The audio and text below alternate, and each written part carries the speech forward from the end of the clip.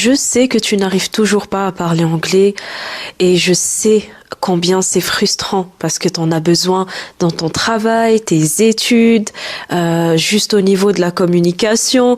C'est très frustrant de ne pas pouvoir parler une langue et ça crée une certaine barrière, right? Et puis, j'ai envie de dire que c'était mon cas aussi, mais j'ai réussi à casser cette barrière.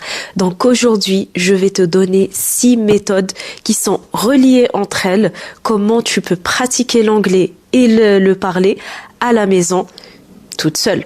Donc si ça t'intéresse, n'hésite pas à continuer la vidéo. Bonjour et bienvenue à cette nouvelle vidéo et bienvenue sur ma chaîne Anglais avec Inès. Donc si tu me connais pas, bienvenue, moi c'est Inès. Ce que je fais réellement sur cette chaîne-là, c'est que je t'accompagne à enfin pouvoir parler anglais. Donc voilà, si ça t'intéresse, n'hésite pas à me donner un coup de pouce et aussi à t'abonner sur ma chaîne parce que surtout la vidéo que je vais te donner aujourd'hui, je pense que tu ne vas la trouver nulle part ailleurs. C'est de la vraie valeur, des vrais conseils, des vraies méthodes que j'ai appliquées moi-même and that works. Ça a vraiment fonctionné avec moi, donc j'espère que ça va fonctionner avec toi aussi. Mais avant de commencer la vidéo, je voulais vous parler de mon école d'anglais en ligne. Oui, si tu es une personne qui cherche désespérément à pouvoir parler l'anglais pour différentes raisons, pour le travail, les études, la communication, mais tu n'arrives pas à trouver la formation qui te convient, et ben on est là chez nous, chez Languages for a Better Life. En fait, on est une école avec 3 profs actuellement. C'est des profs et des coachs qui vont te coacher vers la meilleure direction et te coacher à pouvoir parler anglais. Ce qu'on fait réellement, c'est des programmes personnalisés. C'est vraiment en fonction de tes objectifs à toi et de ton niveau. On va te suivre étape par étape. Il y a beaucoup d'activités de pratique, de listening, vraiment en fonction de tes besoins parce que chacun a son niveau et chacun a ses besoins. Et c'est pour ça que pour l'instant, on priorise les one-on-life or one-online one-on-one life coaches, ce qui veut dire des cours individuels que toi avec ta prof et avec ta coach. Et puisque c'est un programme personnalisé, tu peux lui demander tout ce que tu veux. Plus t'es précis avec la coach, plus ça va y aller rapidement. Et puis, comme tu es en train de voir ici ces avis-là, c'est des étudiants qui ont essayé nos programmes et ils sont très très satisfaits du résultat. Voilà, on a des médecins, on a des ingénieurs, des informaticiens, on a des femmes au foyer qui ont eu le courage de faire des cours d'anglais. On a de tout type d'étudiants. Donc, si tu souhaites faire partie de notre famille, de notre école, tu es le bienvenu. Clique en bas sur le lien pour un formulaire d'inscription et puis je vous contacterai moi-même. Donc, la première chose que je vais vous conseiller de faire, c'est de prendre un copybook, un cahier et un stylo et commencer à noter. Parce que toutes les informations que je vais dire là sont très très très importantes et ça peut réellement être le shift ou le changement et la transformation pour vous. Donc voilà, soyons sérieux et on va écrire sur le cahier. Donc déjà pour commencer aussi, c'est que toutes les idées, toutes les 6 méthodes que je vais vous donner sont très très reliées, d'accord? Donc quand je vais dire la première méthode, la deuxième méthode, faut savoir que il faut essayer de les relier ensemble. Ce n'est pas une et l'autre et non, c'est très relié ensemble, right? Ok.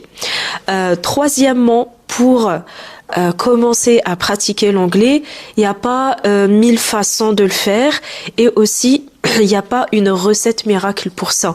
Il faut savoir que il faut commencer par pratiquer tout simplement. Voilà, il faut commencer à parler, même si on n'y arrive pas, on ne trouve pas les mots, on fait beaucoup de fautes, on ne sait pas comment prononcer.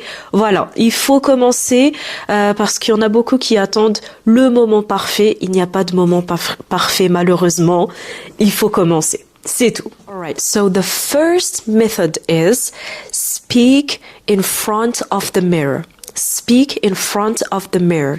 Qu'est-ce que ça veut dire? C'est-à-dire, essaye de pratiquer en face d'un miroir. Right? C'est très, très, très important. Et je sais que ça va vous faire bizarre. C'est bizarre, je sais, parce que ça fait pas partie de nos habitudes. Mais croyez-moi, pourquoi c'est important de parler en face d'un miroir? Parce que ça va déjà vous permettre de voir et de remarquer quand vous parlez, qu'est-ce que vous faites comme geste? C'est quoi la gestuelle que vous faites? Est-ce que vous bougez vos mains quand vous parlez? Regardez bien votre prononciation. Est-ce que vous êtes souriant ou est-ce que, voilà, au contraire, non, vous êtes, voilà, pas très souriant.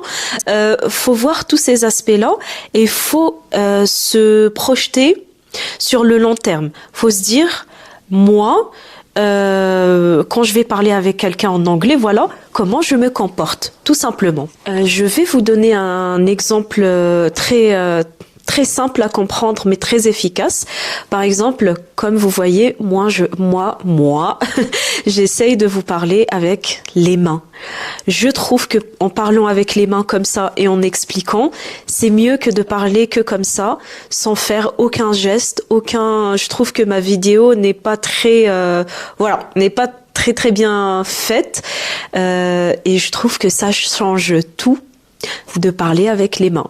Donc si t'es quelqu'un qui n'a pas l'habitude de parler avec les mains, peut-être que c'est mieux de parler comme ça, avec des gestes, pas tout le temps, mais voilà. Avec les mains, je pense que c'est très bien. Ça fait partie pas que au niveau d'apprentissage de l'anglais, mais aussi au niveau de la communication. Parce que pourquoi on apprend l'anglais? Pour communiquer, right? On n'apprend pas l'anglais pour parler avec soi-même, voilà. Bon, là on est à la maison, on est à l'aise, on est tranquille, donc c'est pour ça qu'il faut qu'on s'entraîne à faire ça et à parler, à voir comment on se comporte. Donc c'est à ça que ça sert réellement, to speak in front of the mirror. Alright, so the second method is collocation fun. Collocation fun. What does it mean, collocation? Qu'est-ce que ça veut dire, collocation?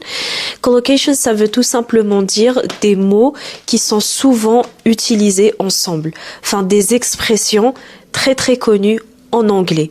Je vais vous donner un exemple. Alors, l'exemple que je vais vous donner, ça sera, par exemple, on ne peut pas dire big rain. Rain, what does it mean, rain? Qu'est-ce que ça veut dire, rain? Ça veut dire la pluie. Il pleut beaucoup. On peut pas dire big rain parce que ça ne se dit pas en anglais. Voilà, ça ne se dit tout simplement pas. Mais the collocation, l'expression très connue, c'est heavy rain. Heavy rain. Donc il pleut beaucoup. Heavy rain. Voilà, vous voyez, c'est quoi collocation? C'est ça, collocation. C'est des expressions très connues qu'on ne peut pas remplacer avec d'autres mots, sinon ça va faire bizarre. Alors, maintenant, comment tu peux pratiquer collocation fun? Collocation fun, tout simplement. Pourquoi fun? Pourquoi j'ai dit fun? Parce que fun, c'est amusant. Donc, comment tu peux les pratiquer? Tout simplement, tu vas sur Internet, sur Google, tu mets collocations, right? Collocations, et tu choisis un thème.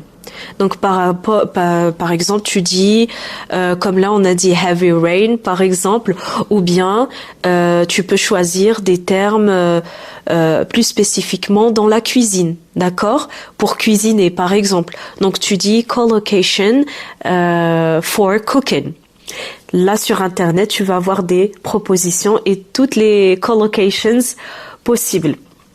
Donc après, ce que je te conseille de faire, il te suffit de choisir un thème, de choisir collocations que tu veux, et puis essayer de les pratiquer in front of the mirror, donc en face du miroir, t'essayes de pratiquer petit à petit, et puis une fois que tu te sens prêt, tu les présentes dans un texte. Voilà, tu inventes une situation dans ta tête. Par exemple, là, je vous ai donné un exemple de cooking, de cuisiner, etc.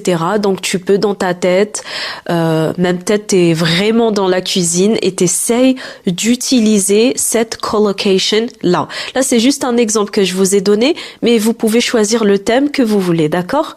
Et puis t'essayes de l'utiliser et puis de le pratiquer et surtout de l'utiliser dans le bon contexte parce que in English one word has a lot of context, c'est-à-dire en anglais un mot a plusieurs contextes. One collocation too has a lot of context.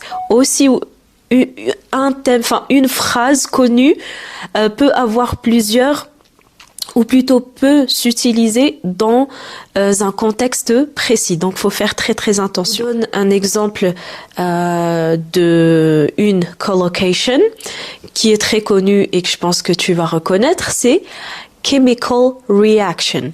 Chemical reaction, right? Donc, la réaction chimique. Même en français, on le dit, réaction chimique. So now, you found the chemical reaction. Tu as trouvé cette phrase-là très connue qui t'a intéressé. Donc là, tu vas essayer de l'utiliser dans une phrase et de la pratiquer. Donc par exemple, water doesn't have any chemical reaction. Water doesn't have any chemical reaction. Donc l'eau n'a aucune réaction chimique. Par exemple, passons à la troisième méthode. La troisième méthode, the third method, is listening to short audios. Listen to short audios. Plus vous écoutez, plus vous allez apprendre comment parler, parce que l'écoute et la pratique, ça va toujours ensemble. Une des manières, enfin moi-même, j'ai appris à parler anglais grâce à cette méthode-là, grâce à listening and practicing in the same time, au même temps, d'accord? C'est pas tu écoutes beaucoup parce que nos étudiants, c'est ça leur problème, c'est qu'en fait ce n'est pas un problème, c'est très bien d'écouter. Ils ont un très haut niveau, d'accord, in listening, mais pour pratiquer, ils ont jamais pratiqué. Alors que normalement, listening and practicing goes together. Ils vont ensemble. On va dire que tu écoutes pendant 15 minutes, et tu vas pratiquer pendant 15 minutes. C'est la même chose. Voilà, moi toujours ce que je conseille à mes étudiants, c'est d'écouter ou de regarder des émissions ou des films ou des séries qui leur intéressent, parce que ça sert à rien de choisir un thème très compliqué ça nous intéresse même pas, vous voyez. Donc que ça soit au niveau du travail ou for example cooking, ou bien ce qui t'intéresse réellement c'est les voitures, t'adores le domaine des voitures, et vas-y, mets des émissions par rapport aux voitures par exemple. Tu peux écouter des podcasts, regarder des films, des séries, mais après, si tu souhaites y aller plus profondément et que tu souhaites vraiment practice listening très très très très bien, moi, ce que je te conseille, il y a sur Internet tu peux écrire par exemple IELTS audios, et là tu vas trouver plusieurs audios avec plusieurs thèmes où tu pourras cliquer là-dessus et écouter. Ou bien je te conseille aussi un autre site internet qui est juste très très bien. Ce site internet s'appelle LinkU. LinkU, je vais vous mettre le logo ici, si ça vous intéresse. En fait, c'est une sorte de bibliothèque où, pareil, il y a plusieurs thèmes. Tu cliques sur le thème et tu trouves des audios. Tu trouves l'audio. It's a form of short audios. C'est une forme des audios très courts. Donc, là aussi, au même temps, comme je vous ai dit, c'est que tu choisis le thème qui t'intéresse et tu écoutes l'audio. Là, c'est la même chose, d'accord? On va pas juste écouter et laisser tomber. Parce que ça ne sert à rien, d'accord? The most important thing, le plus important, c'est la pratique. Faut toujours que tu te mets ça dans la tête. Je ne vais pas réussir si je ne pratique pas. D'accord, c'est une vérité absolue. C'est pour ça qu'avec nous ou avec n'importe quel coach ou prof, c'est très facile de commencer à pratiquer parce qu'on a tout simplement pas peur d'être jugé ou que les gens vont rigoler sur nous, etc. Ou dans ce cas-là, pratique tout seul à la maison. Mais voilà, faut juste se mettre dans la tête que ça ne va pas marcher si tu ne pratiques pas. Tout simplement. Je suis désolée, mon chat est en train de faire la fête. Donc, si vous voyez la caméra qui bouge et tout ce qui bouge, ne faites pas attention, d'accord? Donc là, ce que tu vas faire, c'est que tu vas répéter après ces audios-là et tu vas remarquer ce qui a attiré ton attention. Peut-être il y a a collocation, où il y a une phrase, ou peut-être un mot qui a attiré ton attention que tu ne l'as pas compris. Donc, ces choses-là, pourquoi short audios c'est bien? Parce que c'est justement court et ça va te permettre d'y aller plus profondément et de regarder tous les mots que tu n'as pas compris et les phrases que tu n'as pas compris. Donc, moi, ce que vraiment je vous conseille par contre, au niveau quand vous êtes en train de rechercher the meaning of the word or the sentence, quand vous êtes en train de chercher le synonyme du mot ou de la phrase, ne regardez pas juste le synonyme, d'accord? Regardez le synonyme et ce que ça veut dire dans différents contextes, d'accord? Parce que, comme je vous ai dit, chaque mot en anglais a plusieurs contextes. Donc, si tu vois pas les différents contextes, ça ne sert à rien. Encore une fois, je sais que c'est du boulot, hein, je sais que c'est du travail, mais il faut investir son temps si vraiment tu souhaites parler anglais. Après, c'est une question de répétition, d'accord? Donc, par exemple, je vous donne un exemple. Comment nous, dans notre école, on fonctionne, c'est que, par exemple, voilà, t'as pas compris un mot, tu vas le chercher avec ces plusieurs contextes, d'accord? Voilà dans ce contexte-là comment on le prononce, comment on le pratique, voilà ici ce que ça peut vouloir dire, etc. Et puis tu vas essayer de l'utiliser. D'accord? Tu vas essayer de l'utiliser chaque jour, tous les jours, dans ces différents contextes-là. Une fois que tu l'auras bien utilisé, je vous assure que ça va pas partir de la tête. Voilà. Faut juste investir son temps, s'investir et bien chercher ce que les mots veulent dire dans leurs différents contextes. Et comme ça, c'est comme ça que vous allez vraiment les remember them, c'est-à-dire vous souvenir des mots.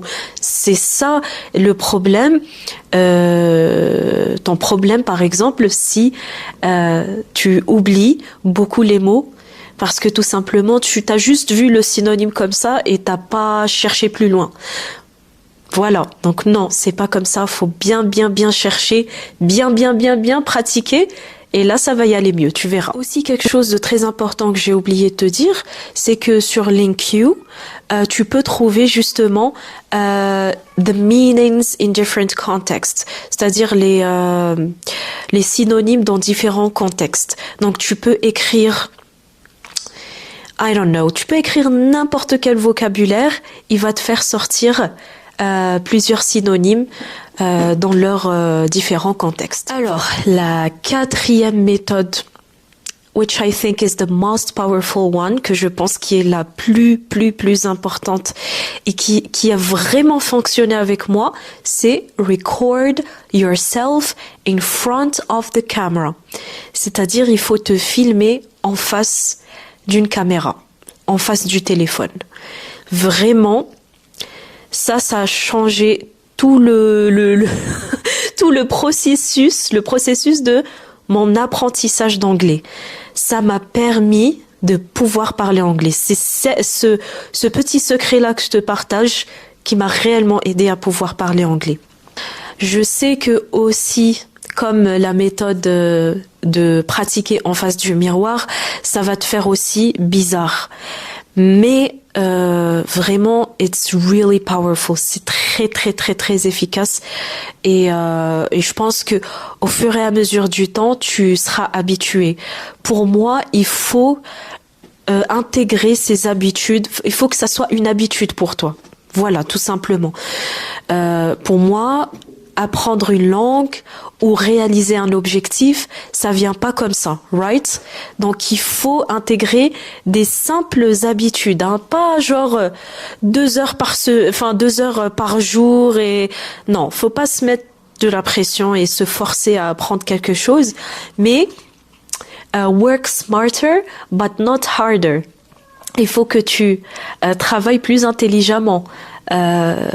Et ça, c'est très intelligent de se filmer en face de la caméra. Je voulais vous partager un petit peu mon histoire par rapport à cette expérience-là. Moi aussi, j'étais pas du tout a camera person. J'étais pas une personne genre influenceuse en face de la caméra. I was a really shy person. J'étais très très timide. Ça fait, je vais vous dire, ça fait presque 7 à 8 ans que je suis en train de me filmer en face de la caméra. C'est comme ça que d'ailleurs j'ai ouvert une chaîne YouTube et un compte Instagram, etc. Et voilà, ça fait des années que je suis dans le domaine, juste pour te dire. Et voilà, c'est devenu tout simplement une habitude qui fait partie de ma vie.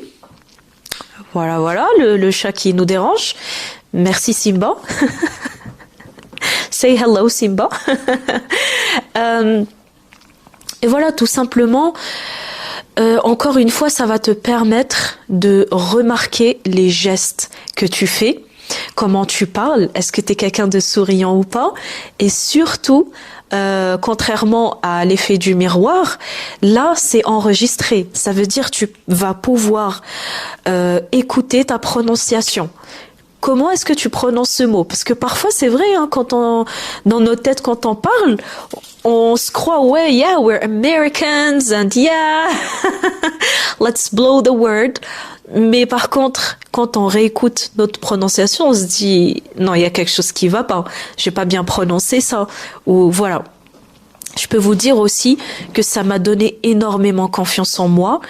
Et je croyais pas que, voilà, juste en me filmant, maintenant, quand je vais parler quand je parle avec des personnes américaines ou British people, je suis tellement confiante, j'ai pas peur, je ne bug pas, j'ai pas cette frustration, je bloque pas, parce que tout simplement j'ai trop l'habitude de parler en anglais. Vous voyez? Donc il y a même un jour, j'avais eu un interview avec un auteur, a British author. Il a fait le livre, il a écrit le livre de Unfair Advantage. Et puis, il m'a dit, mais vous êtes sûr, vous habitez pas dans un pays anglophone, vous êtes sûr, vous avez appris l'anglais juste comme ça en vous filmant et tout. J'ai dit, mais oui. Vous voyez comment c'est très très really powerful. All right, so for the 5th method, it is going to be about imitating actors. Donc, imiter les acteurs. Oh là là, eh oui. Alors, si t'es quelqu'un qui n'aime pas trop les films, I don't know if it is going to work for you. Je sais pas si ça va marcher pour toi, mais si t'es quelqu'un qui est très fan, t'aimes bien les films, les séries, même les émissions, moi je vais vous dire quelque chose, c'est que dès que j'étais très petite, mon très jeune âge, j'adorais les films. Je suis une Disney person, d'accord, Cendrillon, Blanche-Neige, tout ce que vous voulez. Et j'ai grandi avec les films. Et c'est pour ça que voilà, ma passion a grandi avec les films. Tout simplement, moi, pourquoi tout simplement j'ai voulu apprendre à parler anglais? Parce que une fois, je suis tombée sur un film qui s'appelle Titanic, et je pense que il y a pas, enfin tout le monde le connaît ce film-là. Sauf que moi, à cette époque-là, je vivais encore en Algérie, et en Algérie, l'avantage qu'on a, c'est que, oh là là, la caméra bouge encore une fois. L'avantage qu'on a, c'est que vraiment les films sont en anglais. Les films sont en anglais, ils sont pas traduits en français comme ici. Ils sont en anglais sous-titrés arabe. Et ça, c'est la chose qui a vraiment, j'ai vraiment eu de la chance parce que j'écoutais les voix originaux et voilà, j'étais très jeune à cette époque-là. J'étais au collège, je pense que j'avais around 13, 14 years old, comme ça, et un truc comme ça, et puis j'ai écouté Rose and Jack, et ils parlaient, et là, tout de suite, ça a cliqué, je me suis dit, mais c'est quoi cette langue? Ça y est, là, j'ai envie d'apprendre cette langue-là. Je savais même pas que c'était l'anglais, je ne savais même pas, pour vous dire que je savais même pas que c'était une langue internationale, que c'était important de l'apprendre, non, moi j'ai juste vu les acteurs, ça m'a donné envie de l'apprendre, tout simplement. Et c'est comme ça que j'ai commencé à imiter les acteurs. Donc faut savoir que quand on apprend une langue, il y a deux choses très importantes qui font partie de cette langue-là, c'est ton identité et ta confiance en toi. Oui, toi tu dis, oh là, c'est complètement, j'aurais pas du tout pensé comme ça. Hein. Tu me dis dans les commentaires si t'aurais pensé comme ça ou pas, mais oui, ton identité et ta confiance en toi font partie de cette langue-là, font partie de comment tu t'exprimes, tout simplement. Et du coup, le fait d'imiter les acteurs, c'est que tu vas mettre une sorte de masque qui va cacher cette peur, cette frustration, et t'es un acteur toi-même. T'es un acteur. Tu vas commencer à les imiter. Talk like them. Express your opinions like them. Voilà, tu vas juste les imiter et mettre ce masque-là et mettre une autre identité. Donc, essaye cette méthode-là et tu vas me remercier. Right. So for the sixth method, it is for tongue twister. Donc, cette sixième méthode reliée aussi s'appelle tongue twister. Donc, tongue, what is the tongue? C'est quoi tongue? C'est la langue, right? La langue. Tongue twister. Twister, c'est ce son-là. Tongue twister. Je vais vous faire comprendre ça, hein? Vous inquiétez pas. Comme vous voyez là, une langue, it's beyond a language. Ça part très loin, hein? C'est des méthodes, c'est des études, c'est donc, voilà, faut me remercier en me donnant un j'aime et en s'abonnant à ma chaîne, parce que là, je vous fais gagner du temps quand même. Voilà. Tout simplement, tongue twister veut dire que tu vas chercher les mots et expressions que tu trouves très durs à prononcer.